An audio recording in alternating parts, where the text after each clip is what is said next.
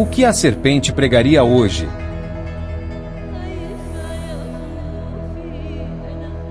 Você já se perguntou o que aconteceria se a serpente estivesse pregando hoje? Você já parou para pensar o que realmente significa a palavra de Deus? Porque, sejamos honestos, se todo mundo diz que está pregando a palavra, se todo o sistema religioso jura que se baseia nela, se todo versículo fora do contexto vira uma revelação nova, então por que há tanta contradição e tantas denominações brigando entre si? Por que há tanta cegueira espiritual, mesmo com tantas Bíblias abertas no púlpitos? Será que chamar de a palavra de Deus já é o suficiente para ser realmente a palavra de Deus? Ou será que o inimigo também sabe usar as Escrituras do mesmo jeito que fez com Cristo no deserto? Ele não apareceu com uma faca. Ele não apareceu com um ídolo pagão. Ele apareceu com a palavra, com versículos, com textos sagrados, mas fora do contexto, fora da obediência, fora do coração do Pai. E você? Tem certeza que aquilo que te ensinaram como a palavra de Deus não é só palavra de homem disfarçada? Se a palavra que você escuta hoje não te transforma em alguém mais obediente, mais humilde, mais semelhante a Cristo, será que ainda é a mesma palavra que saiu da boca de Deus? A palavra de Deus é mais do que um livro. A Bíblia nunca trata a palavra de Deus como apenas um conjunto de páginas encadernadas. Ela é viva, atuante, criadora, orientadora, confrontadora e eterna. A palavra de Deus cria. Ela tem poder para chamar à existência o que não existia. Gênesis 1, 1 a 27. No princípio, Deus criou os céus e a terra. A terra era sem forma e vazia. Havia trevas sobre a face do abismo, e o Espírito de Deus se movia sobre as águas. Então Deus disse: haja luz, e houve luz. E Deus viu que a luz era boa, e fez separação entre a luz e as trevas. Deus chamou a luz dia, e chamou as trevas noite. Houve tarde e manhã o primeiro dia. E Deus disse: haja um firmamento no meio das águas, e separação entre águas e águas. E Deus fez o firmamento e a separação entre as águas debaixo do firmamento e as águas acima do firmamento. E assim aconteceu. E Deus chamou ao firmamento céus. Houve tarde e manhã o segundo dia. E Deus disse: ajuntem-se as águas debaixo dos céus num só lugar, e apareça a porção seca. E assim aconteceu. Deus chamou a porção seca terra, e ao ajuntamento de águas chamou mares. E Deus viu que isso era bom. E Deus disse: que a terra produza relva, ervas que deem semente, e árvores frutíferas que deem fruto, segundo a sua espécie, cuja semente esteja no fruto sobre a terra. E assim aconteceu. E a terra produziu relva, ervas que davam semente, segundo a sua espécie, e árvores que davam fruto, cuja semente estava nele, conforme a sua espécie. E Deus viu que isso era bom. Houve tarde e manhã o terceiro dia. E Deus disse: que haja luzeiros no firmamento dos céus para fazerem separação entre o dia e a noite, e sejam eles para sinais, para estações, para dias e anos, e sirvam de luzeiros no firmamento dos céus, para iluminar a terra. E assim aconteceu. Deus fez os dois grandes luzeiros, o maior para governar o dia e o menor para governar a noite, e fez também as estrelas, e os colocou no firmamento dos céus para iluminarem a terra, para governarem o dia e a noite e fazerem separação entre a luz e as trevas. E Deus viu que isso era bom. Houve tarde e manhã o quarto dia. E Deus disse: que as águas sejam povoadas de enxames de seres vivos, e as aves voem sobre a terra, sob o firmamento dos céus. Assim Deus criou as grandes criaturas marinhas e todos os seres vivos que se movem, os quais povoam as águas segundo as suas espécies, e todas as aves segundo as suas espécies. E Deus viu que isso era bom. E Deus os abençoou, dizendo: sejam fecundos e multipliquem-se, e encham as águas dos mares, e na terra se multipliquem as aves. Houve tarde e manhã, o 5º dia. E Deus disse que a terra produza seres vivos conforme a sua espécie, animais domésticos, animais que rastejam e animais selvagens, segundo a sua espécie. E assim aconteceu. E Deus fez os animais selvagens segundo a sua espécie e os animais domésticos conforme a sua espécie, e todos os animais que rastejam sobre a terra segundo a sua espécie. E Deus viu que isso era bom. E Deus disse: façamos o ser humano à nossa imagem, conforme a nossa semelhança. Tenha ele domínio sobre os peixes do mar, sobre as aves dos céus, sobre os animais domésticos, sobre toda a terra e sobre todos os animais que rastejam pela terra. Assim Deus criou o ser humano à sua imagem, a imagem de Deus o criou, homem e mulher os criou. O ponto central em Gênesis 1 é a autoridade da palavra de Deus. Quando ele diz algo, é como se não houvesse outra opção, a não ser a realização imediata. Quando Deus diz haja, o universo inteiro obedece. A palavra de Deus cria.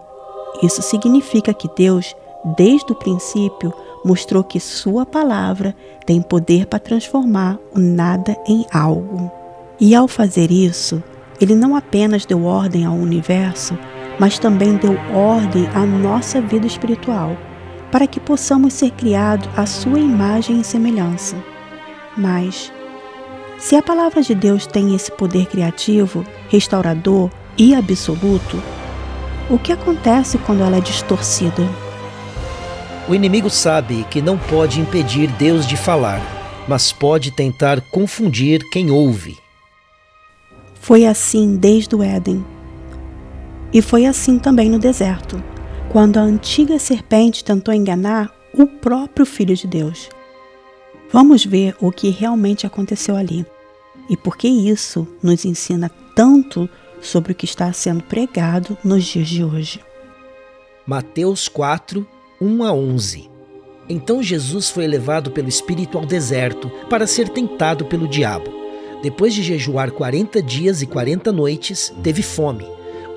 O tentador aproximou-se dele e disse: se és o Filho de Deus, manda que estas pedras se transformem em pães. Jesus respondeu: está escrito, nem só de pão viverá o homem, mas de toda a palavra que procede da boca de Deus. Então o diabo levou a cidade santa, colocou-o na parte mais alta do templo e lhe disse: se és o Filho de Deus, joga-te daqui para baixo, pois está escrito, ele dará ordens aos seus anjos a seu respeito, e com as mãos eles o segurarão, para que você não tropece em alguma pedra. Jesus lhe respondeu: também está escrito, não ponha à prova o Senhor, o seu Deus.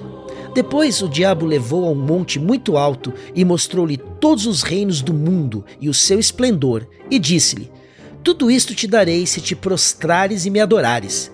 Jesus lhe disse: retire-se, Satanás, pois está escrito, adore o Senhor, o seu Deus, e só a ele preste culto.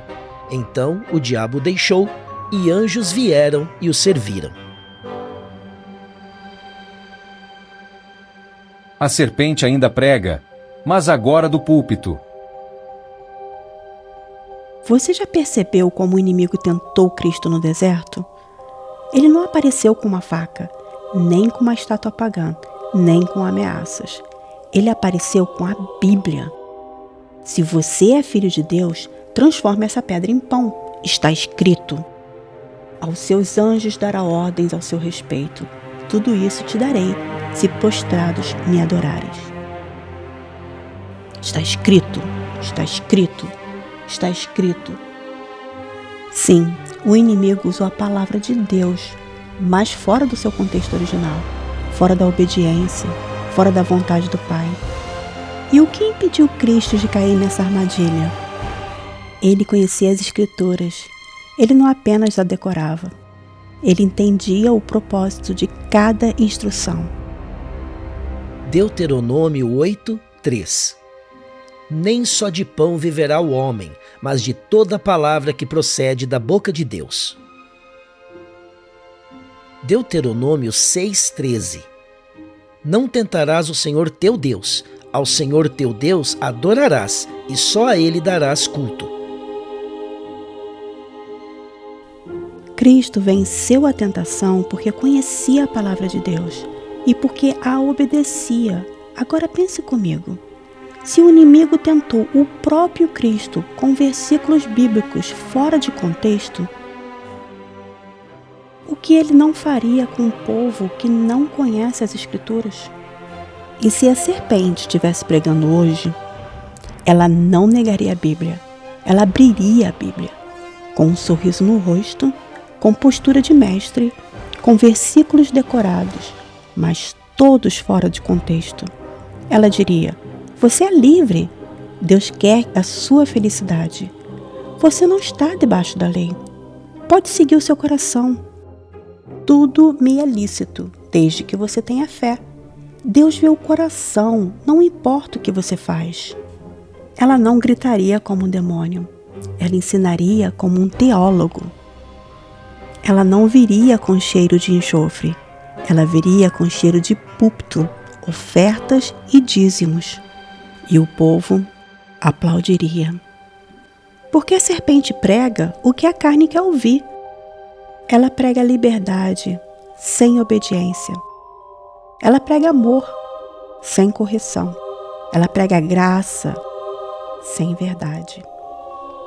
E assim como no deserto, ela continua oferecendo escrituras como isca para desobedecer o Pai.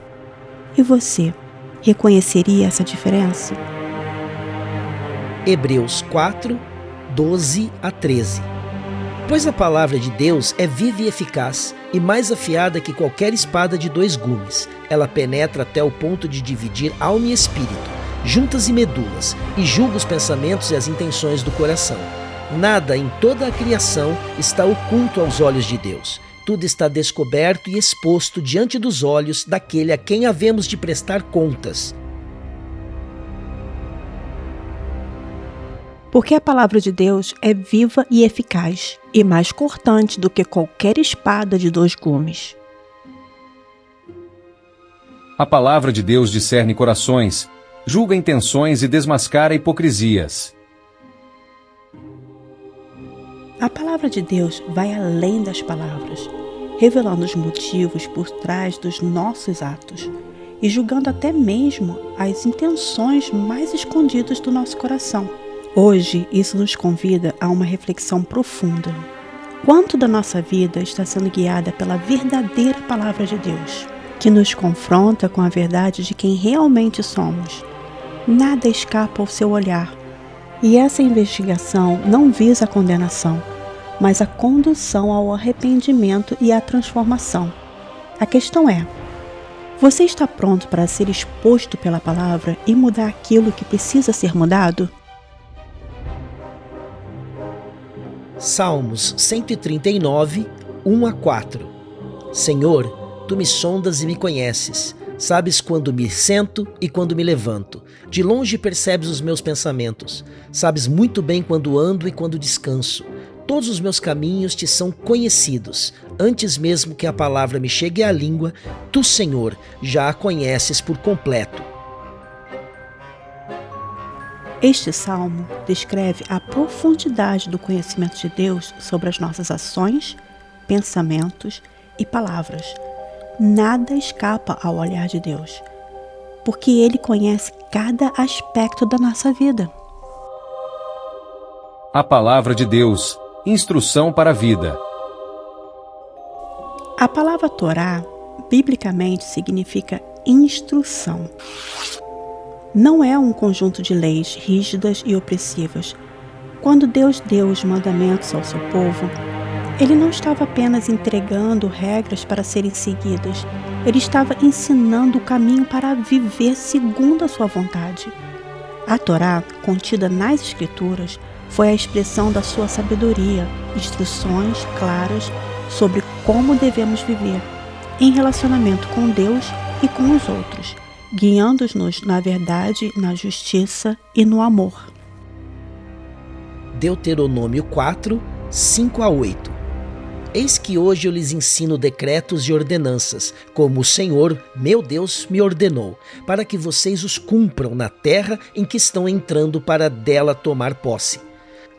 Guardem e ponham em prática, porque esta será a sabedoria e o entendimento de vocês aos olhos dos povos, que, ouvindo todos esses decretos, dirão: certamente esta grande nação é povo sábio e inteligente. Pois que grande nação há que tenha deuses tão chegados a si como o Senhor nosso Deus, todas as vezes que o invocamos? E que grande nação há que tem estatutos e juízos tão justos como toda esta lei que hoje lhes proponho? No entanto, ao longo da história, o judaísmo distorceu essa essência. Em vez de seguir as instruções divinas, o judaísmo rabínico criou uma estrutura de leis humanas, as quais são detalhadas no Talmud. O Talmud, com suas interpretações e tradições humanas, tomou o lugar da palavra de Deus e fez com que as instruções divinas fossem muitas vezes ignoradas ou alteradas. O povo então foi ensinado a seguir regras criadas por homens, em vez de cumprir os mandamentos de Deus, que estavam claramente revelados nas Escrituras. Isso levou à desobediência às instruções de Deus e à adoração em vão, uma adoração que não refletia a verdadeira vontade de Deus. Marcos 7, 5 a 9. Os fariseus e os escribas perguntaram a Jesus: por que os seus discípulos não vivem conforme a tradição dos anciãos, mas comem com as mãos impuras? Jesus respondeu: bem profetizou Isaías a respeito de vocês, hipócritas, como está escrito: este povo me honra com os lábios, mas o seu coração está longe de mim, e em vão me adoram, ensinando doutrinas que são preceitos humanos. Rejeitando o mandamento de Deus, vocês guardam a tradição humana. E disse-lhes ainda: vocês sempre encontram uma maneira de rejeitar o mandamento de Deus para guardarem a própria tradição. E o que aconteceu no cristianismo? Muitas vezes, a palavra lei foi usada de maneira errada, associada ao legalismo, em vez de ser compreendida como as instruções de Deus. Ao fazer isso, o cristianismo acabou rejeitando as verdadeiras instruções divinas e, no lugar delas, aceitou interpretações humanas sobre como agradar a Deus. Essa confusão levou os cristãos a ver a Torá como algo a ser abandonado, quando, na verdade, ela deveria ser a base para entender o amor de Deus, como praticamos o amor ao próximo e como viver em obediência e submissão a Ele. E o que é pior, ao associar lei ao legalismo, o cristianismo não só rejeitou a Torá, ou seja, as instruções de Deus para as nossas vidas, mas repetiu o mesmo erro dos fariseus. Eles legalizaram a fé, substituindo as instruções de Deus por tradições humanas, negando o poder transformador da verdadeira palavra de Deus. Como resultado, se afastaram das instruções divinas sobre como amar a Deus e ao próximo, e acabaram adorando a Deus em vão, assim como os fariseus faziam. A verdadeira palavra de Deus, ou Torá escrita nas Escrituras, é instrução de vida. Ela não é um fardo de regras, mas um guia para viver em harmonia com Deus, ensinando-nos a amar a Ele de todo o coração e a amar ao próximo como a nós mesmos.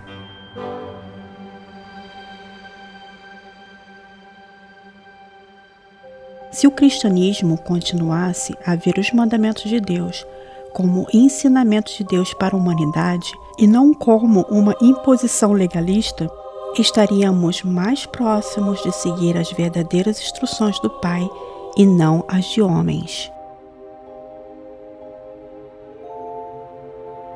Deuteronômio 30, 15 a 16 e 19 a 20. Vejam que hoje ponho diante de vocês a vida e o bem, a morte e o mal.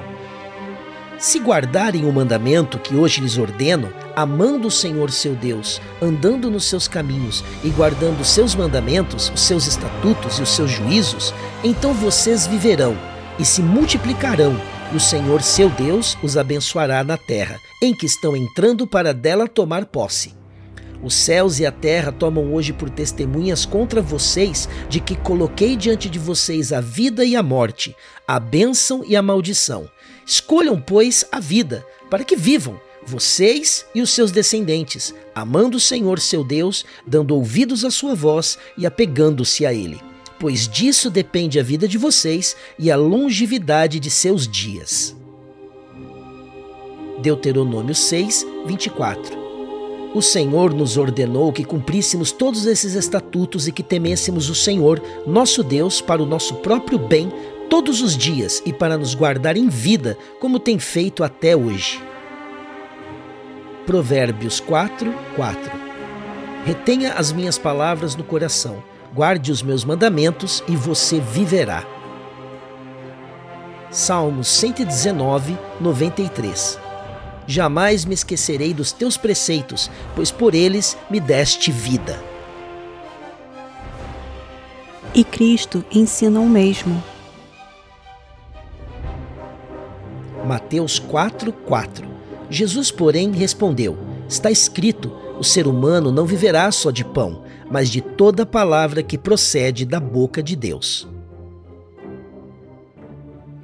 Ele estava citando as Escrituras. E vejam o contexto do que ele, o próprio Cristo, citou para vencer a tentação no deserto.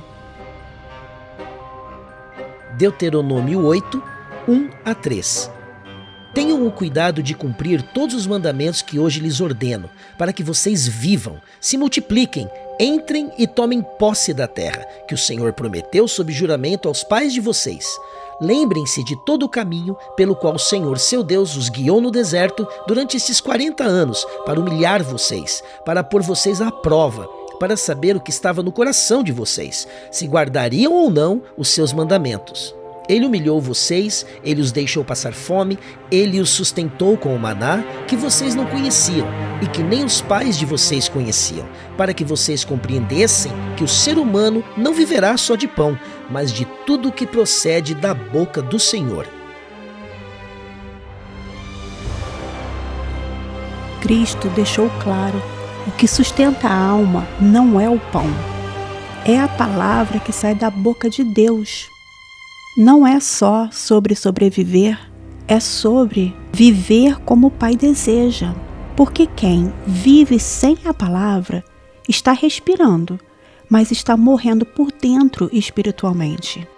A palavra de Deus é tudo que sai da boca do Eterno: mandamentos, promessas, juízos, conselhos, advertências. A palavra de Deus se fez carne. Sim, Cristo é chamado de a Palavra, mas não porque ele tenha substituído as palavras de Deus. Isso seria ir contra o próprio mandamento que proíbe acrescentar ou retirar algo do que Deus disse. Provérbios 30, 4 a 6. Quem subiu aos céus e desceu? Quem ajuntou nas mãos os ventos? Quem embrulhou as águas em sua capa? Quem fixou todos os limites da terra? Qual é o seu nome e o nome do seu filho? Conte-me se você sabe. Cada palavra de Deus é comprovadamente pura. Ele é um escudo para quem nele se refugia. Nada acrescente às palavras dele. Do contrário, ele o repreenderá e mostrará que você é mentiroso. Cristo é chamado a Palavra de Deus, porque viveu cada uma dessas palavras em plenitude. Ele não veio inventar uma nova palavra. Ele veio ser a própria palavra como já estava escrita. Ele foi a própria instrução de Deus em forma humana, para que nós víssemos, aprendêssemos e seguíssemos o seu exemplo. 1 Pedro 2, 21. Para isso vocês foram chamados, pois também Cristo sofreu no lugar de vocês, deixando exemplo para que sigam os seus passos. Romanos 8, 29. Pois aqueles que de antemão conheceu, também os predestinou para serem conformes à imagem de seu Filho, a fim de que ele seja o primogênito entre muitos irmãos. Efésios 5:1. Portanto, sejam imitadores de Deus como filhos amados. Filipenses 2:5. Seja a atitude de vocês a mesma de Cristo Jesus. 1 Coríntios 11:1. Tornem-se meus imitadores, como eu o sou de Cristo. 1 Tessalonicenses 1:6. De fato, vocês se tornaram nossos imitadores e do Senhor, pois, apesar de muito sofrimento, receberam a palavra com alegria que vem do Espírito Santo. Lucas 6:40. O discípulo não está acima do seu mestre, mas todo aquele que for bem preparado será como o seu mestre. As Escrituras nos ensinam que estar em Cristo é andar como Ele andou. 1 João 2:1-6. Meus filhinhos, escrevo-lhes estas coisas para que vocês não pequem. Mas se alguém pecar, temos advogado junto ao Pai, Jesus Cristo, o justo. E ele é a propiciação pelos nossos pecados, e não somente pelos nossos próprios, mas também pelos do mundo inteiro. E nisto sabemos que o temos conhecido, se guardarmos os seus mandamentos. Aquele que diz, eu o conheço, mas não guarda os seus mandamentos, esse é mentiroso, e a verdade não está nele. Mas quem guarda a sua palavra, nele verdadeiramente tem sido aperfeiçoado o amor de Deus. Nisto sabemos que estamos nele. Quem diz que permanece nele, esse deve também andar assim como ele andou. Cristo encarnou a obediência perfeita. Ele revelou com a vida o que Deus já havia falado com a boca. João 1:14. Aquele que é a palavra tornou-se carne e viveu entre nós. Vimos a sua glória, glória como do unigênito vindo do Pai, cheio de graça e de verdade. Separar Cristo das Escrituras é fabricar um outro Cristo. Se ele é chamado de a Palavra de Deus, então por que muitos o seguem como se ele tivesse trazido uma nova palavra, diferente da que Deus já havia dito? Cristo não veio anular as leis e os profetas. Ele veio cumprir, veio viver o que já estava escrito. Veio provar que é possível obedecer ao Pai com amor, com verdade, com fidelidade. Mas hoje se prega um Jesus que contradiz o próprio Deus, um Jesus que cancela as instruções e ele mesmo viveu.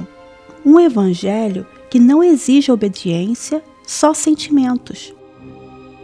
Isso não é o Cristo das Escrituras. É um reflexo moldado pela vontade humana. Separar Cristo da palavra é negar quem ele é, porque ele é a palavra, a mesma que foi falada no Sinai, a mesma que os profetas anunciaram, a mesma que penetra a alma e nos chama de volta para Deus. A palavra de Deus é a base do juízo final. Cristo não julgará o mundo com base em sentimentos, mas com base na palavra do Pai. João 12:37-50. Mesmo depois que Jesus fez todos aqueles sinais milagrosos, não creram nele. Isso aconteceu para se cumprir a palavra do profeta Isaías, que disse: Senhor, quem creu em nossa mensagem? E a quem foi revelado o braço do Senhor? Por esta razão eles não podiam crer, porque, como disse Isaías noutro lugar, cegou os seus olhos e endureceu-lhes o coração, para que não vejam com os olhos, nem entendam com o coração, nem se convertam e eu os cure. Isaías disse isso porque viu a glória de Jesus e falou sobre ele. Ainda assim, muitos líderes dos judeus creram nele, mas, por causa dos fariseus, não confessavam a sua fé, com medo de serem expulsos da sinagoga, pois preferiam a aprovação dos homens do que a aprovação de Deus. Então Jesus disse em alta voz: Quem crê em mim, não crê apenas em mim, mas naquele que me enviou. Quem me vê, vê aquele que me enviou. Eu vim ao mundo como luz, para que todo aquele que crê em mim não permaneça nas trevas. Se alguém ouve as minhas palavras e não lhes obedece, eu não o julgo, pois não vim para julgar o mundo, mas para salvá-lo. Há um juiz para quem me rejeita e não aceita as minhas palavras. A própria palavra que proferi o condenará no último dia. Pois não falei por mim mesmo, mas o Pai que me enviou me ordenou o que dizer e o que falar. Sei que o seu mandamento é a vida eterna. Portanto, o que eu digo é exatamente o que o Pai me mandou dizer. Quem me rejeita e não recebe as minhas palavras, já tem quem o julgue. A própria palavra que tenho falado, essa o julgará no último dia. Ou seja, a palavra é o padrão eterno de julgamento. E quem rejeita essa palavra está rejeitando o próprio Deus.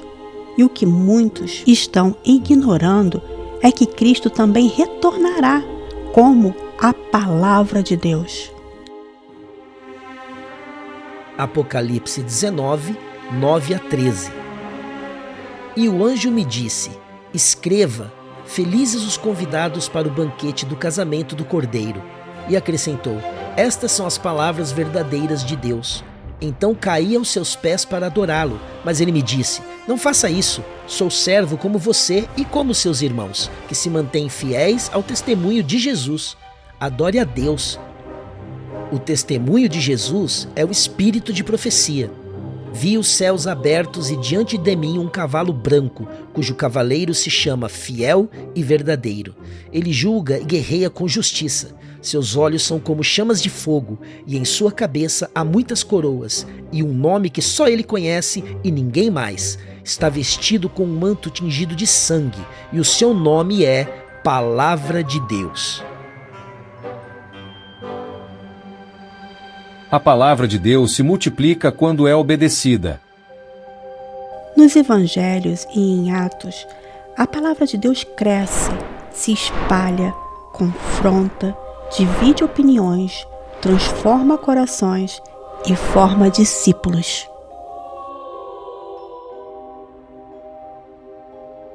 Atos 4, 8 a 31.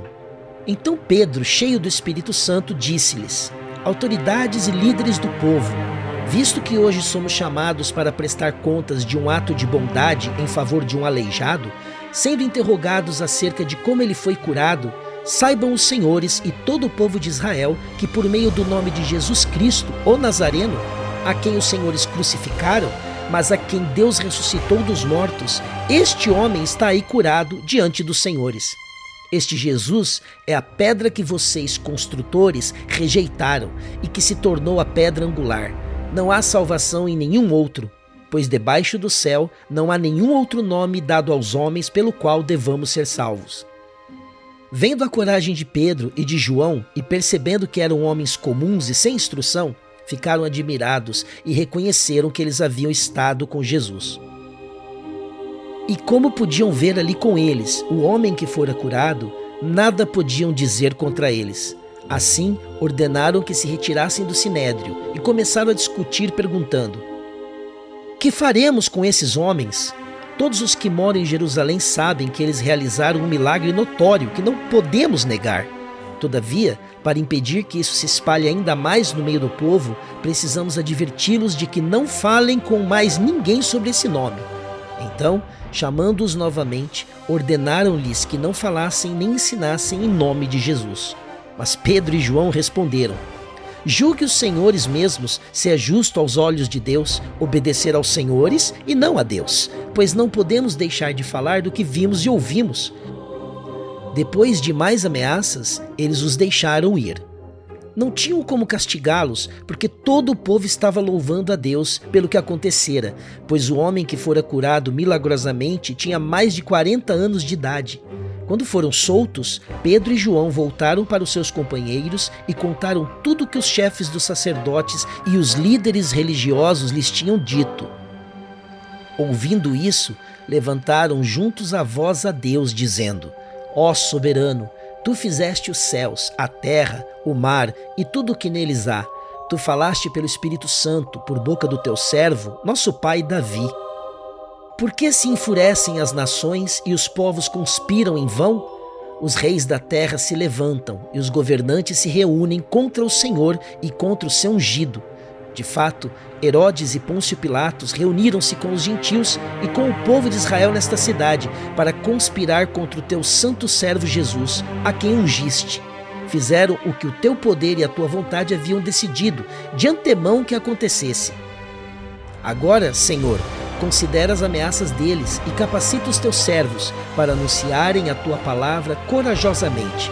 Estende a tua mão para curar e realizar sinais e maravilhas, por meio do nome do teu santo servo Jesus. Depois de orarem, tremeu o lugar em que estavam reunidos. Todos ficaram cheios do Espírito Santo e anunciavam corajosamente a palavra de Deus. Atos 12, 24. Entretanto, a palavra de Deus crescia e se multiplicava. Atos 19, 17 a 20. Quando isso se tornou conhecido de todos os judeus e gregos que viviam em Éfeso, todos eles foram tomados de temor, e o nome do Senhor Jesus era engrandecido. Muitos dos que creram vinham e confessavam e declaravam abertamente suas más obras. Grande número dos que tinham praticado o ocultismo reuniram seus livros e os queimaram publicamente. Calculado o valor total, este chegou a 50.000 dracmas. Dessa maneira, a palavra do Senhor muito se difundia e se fortalecia. A palavra de Deus não precisa ser reinventada, precisa ser vivida. Quem só ouve a palavra e não a vive, está se enganando espiritualmente. Praticar é a única evidência de fé verdadeira. Veja por si mesmo. Tiago 1, 22 a 25. Sejam praticantes da palavra e não apenas ouvintes, enganando-vos a vocês mesmos. Mas aquele que observa atentamente a lei perfeita e persevera nela, não sendo ouvinte negligente, mas operoso praticante, esse será bem-aventurado no que fizer. Olhe como Tiago está repetindo a mesma instrução já dada por Deus a Josué. Josué 1, 8. Não cesse de falar deste livro da lei. Medite nele dia e noite, para que tenha o cuidado de fazer tudo o que nele está escrito. Então você prosperará e será bem-sucedido. Mas atenção, a palavra que foi traduzida como lei aqui, no original em hebreu, é Torá, que significa instrução, direção, caminho de vida, ou seja, Deus não está falando de regras frias ou de peso religioso. Ele está falando de instruções de um pai amoroso, mostrando como viver da forma que agrada a ele. Só que, com o tempo, essa palavra foi traduzida como lei, e mais tarde, o cristianismo passou a chamá-la de legalismo, rejeitando, sem perceber, o próprio manual de Deus para viver em santidade e amor. Será que o problema foi a obediência ou a tradução? Ou será que, bem no fundo, você só não quer que Deus tenha o direito de te dizer como viver? Porque se o Criador nos deu um manual de amor, de justiça, de vida, então desobedecer não é liberdade, é rebelião. E todo coração que resiste à obediência precisa mais cedo ou mais tarde encarar essa pergunta: quem é o Senhor da sua vida? Você ou Deus? E se Cristo é o Senhor, então por que muitos vivem sem fazer o que Ele manda? Lucas 6, 46. Por que vocês me chamam Senhor, Senhor, e não fazem o que eu digo? João 14, 15. Se vocês me amam, obedecerão aos meus mandamentos. João 14, 21. tem os meus mandamentos e lhes obedece, esse é o que me ama. Aquele que me ama será amado por meu Pai, e eu também o amarei e me revelarei a ele. João 15:14. Vocês serão meus amigos se fizerem o que eu ordeno. 1 João 2:4. Aquele que diz, eu o conheço, mas não obedece aos seus mandamentos, é mentiroso, e a verdade não está nele. 1 João 2:6. Aquele que afirma que permanece nele, deve andar como ele andou. Mateus 7:24-27. Todo aquele, pois, que ouve estas minhas palavras e as pratica, será comparado a um homem prudente, que construiu a sua casa sobre a rocha. Mas quem ouve e não as pratica, será comparado ao insensato. Em um mundo onde tantas vozes gritam, a palavra de Deus ainda sussurra, com verdade, com vida, com amor, com justiça. Ela não muda com o tempo, ela não precisa ser reinventada, ela apenas continua sendo o que sempre foi, tudo o que saiu da boca do Criador. Ela criou o mundo, ela sustentou os profetas, ela guiou o Messias, e ela julgará os vivos e os mortos. A palavra de Deus é viva, é eterna, é a verdade que resta quando todas as opiniões caem. É o alimento que a alma esqueceu que precisava. Mas, se a serpente ainda prega hoje, ela vai tentar imitar essa palavra, vai usar o tom certo, com a intenção errada, vai usar o texto, mas rejeitar o autor. E é por isso que precisamos voltar à origem, não ao que os outros dizem, mas ao que Deus realmente disse. Porque se ele ainda ecoa, é porque ainda há tempo. Tempo de ouvir, tempo de se render, tempo de voltar. Mas, por quanto tempo mais? Se hoje você ouviu essa voz, não endureça o seu coração. Porque a palavra que hoje te chama com amor é a mesma que um dia será o critério do juízo. E no fim, o que vai importar? Não é o que você sabia, mas o quanto você praticou e obedeceu à voz de Deus.